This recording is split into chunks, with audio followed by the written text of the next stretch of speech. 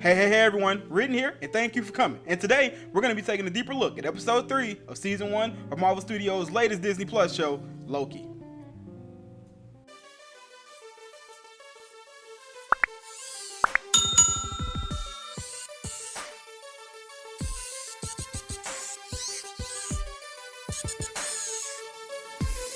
Welcome back everyone, and I hope you've had the time to watch and finally digest the latest episode of Loki, because it's finally time once again for us to dive back into it. As I stated in my episode 2 review last week, I fully expected to see more of a rounding out of the Sylvie character this week, and to some degree, that's exactly what we got. The episode was titled Lamentus, after the planet our main Loki variant portals himself and the Sylvie character away to. Had he not, it may have resulted in the pair being purged by Ravonna. But before that happens, he uses Sylvie's temp pad, unintentionally stranding him and her on Lamentus when it's zapped of juice and in need of a charge. Goodbye, variant. It's not working. The title and planet name are also fitting, as this episode spends a lot of time following the two characters as they, here it comes, lament about their travels and wiles to that point, including very interesting takes on love.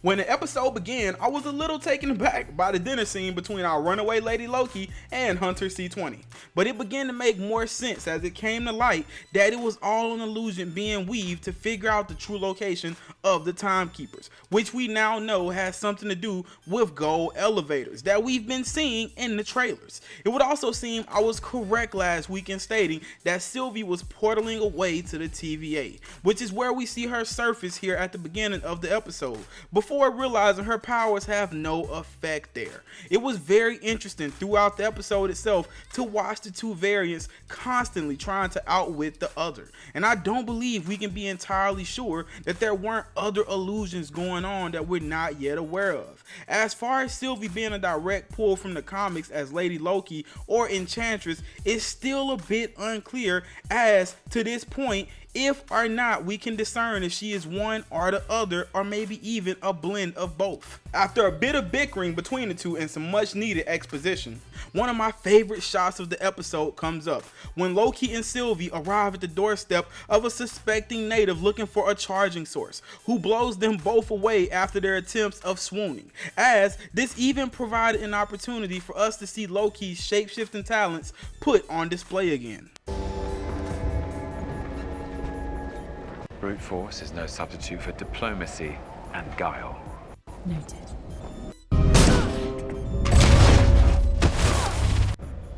We mean you no harm.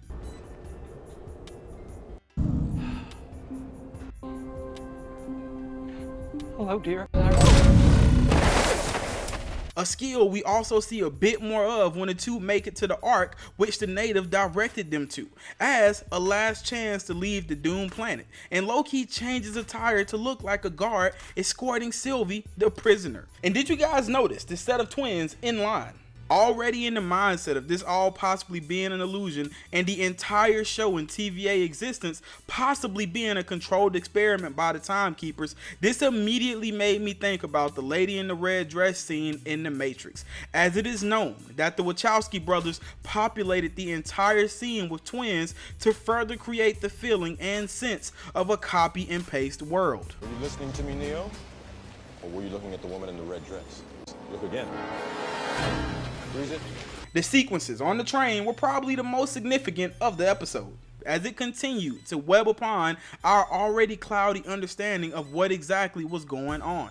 The relationship that develops between our two titular characters in this episode, to me, seemed as if it were based upon two completely different characters from what we saw at the end of last week's episode. Granted, the series only has 3 more episodes to go, totaling at 6, so I completely understand the need to progress character and relationship development rather quickly, but I just really wasn't expecting for the two to be so chummy so quickly. I also found it interesting that as the two were talking, it would seem Sylvie was facing one direction, and when she awoke later to Loki singing and drinking, she seemed to be facing the other. This drink, I like it. I know, it's great, right? Another! Another! which leads me to believe that either he's managed to enchant her or this was just oversight by the film crew. The postman call out by Sylvie here also immediately made me think about Stan Lee's appearances as one in both the 2004 Fantastic Four film and in Civil War, which he famously told the watchers about in Guardians of the Galaxy Volume 2. I was a Federal Express. Hey, wait, where are you going? I also really enjoyed their exchange on love, which I believe bits and pieces of could prove to be important as we progress through the series, as Loki's relation of love to a dagger could be symbolic of his betrayal of, or maybe loyalty to, Sylvie that we could see exercised later. And when Loki is eventually thrown from the train later, and we're shown the destroyed temp pad, I was 100% sure this was just an illusion of his. So let's be sure to keep an eye out for that in next week's episode, as I believe this may be a move of his to further get to know and understand Sylvie and what her plans are for the TVA. Well, that's not ideal. Give me the temp pad. All right.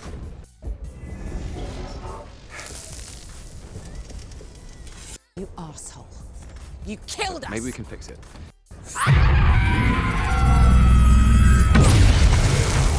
And in another huge reveal, Sylvie tells Loki that all of the TVA agents were originally variants like them, which rings true, another theory many of us have been tossing around since the show began, which led me down a path of wondering if maybe Mobius was a jet ski salesman or instructor in his life before in the 90s, if he is in fact not one of many Mobiuses running around the TVA.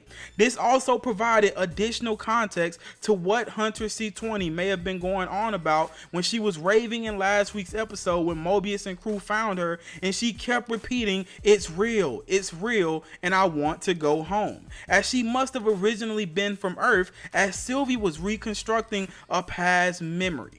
Sylvie also reveals to Loki how her enchantment works, something she taught herself, stating that she has to recreate memories, making fantasies of them.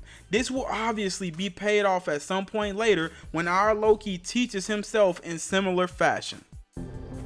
You want to know how enchantment works? You have to make physical contact and then grab hold of their mind. In order to preserve the connection, I have to create a fantasy from their memories. The scenes, once we reached the city, were awesome, as the single shot presentation worked superbly. There were several cuts throughout this sequence, but the beauty of filmmaking always resides in the ability to make this near impossible to point out. But as the chaos ensued, there were very cool moments happening all over the place, such as the Ark being destroyed by meteors and Loki saving both he and Sylvie by reversing the tower that's collapsing on top of them. It's unclear if this was him using the time stone we saw way back in episode 1, or if he used his powers of telekinesis. But cooler to me here was Loki and Sylvie both using the same offensive move, dealing with the guards that happened upon them. This week's episode, in my honest opinion, is likely my least favorite of the three thus far. But in no way do I intend that to come off as me saying I didn't like and appreciate it. As we've seen in both WandaVision and Falcon and the Winter Soldier, episodes like this are necessary in order to move the plot further. This episode gave us tons of answers to questions we had coming in, as well as presenting more questions for us to ponder on, such as whether or not if Loki has the time stone, or if his skills of telekinesis have evolved tremendously since we saw him do this. And this. And now that it seems that our duo has come to the end of their line, will they be rescued / jailed again by heroes from the TVA? Because things are looking kind of bleak at the moment.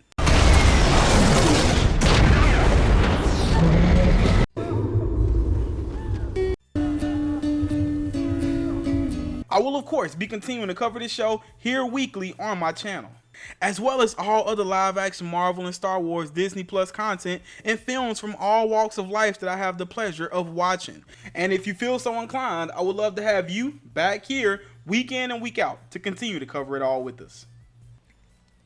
Again, guys, be sure to like, comment, and subscribe, and click that bell for notifications if you've enjoyed our content here tonight. Jump down in the comments and let me know your thoughts. And while you're at it, be sure to check out some of the other content here on the channel. All of the necessary links are listed here below for you to keep up with the coming content and shareables. Please be sure to follow me on all social media platforms. Or just the one you use most frequently. We are slowly but surely building a community here, and I would personally love for you to be a part of that. And last but not least, we have a merch store. So whether you see something you like or just simply want to support the channel, head on over to our shop and grab something. Or grab everything. But again, thank you so much, guys and gals, for visiting here with us today. I really appreciate each and every viewing minute of your time you've given us. There's loads of content we'll be sending your way, so I'll be seeing you. But for now, be blessed. And it was written.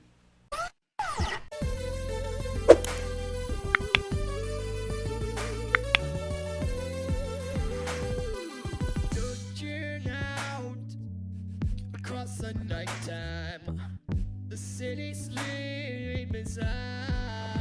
Yeah, hear her voice, shake my window, sweet seduce inside. Yeah, send me out into the nighttime, 4 walls won't hold me tonight.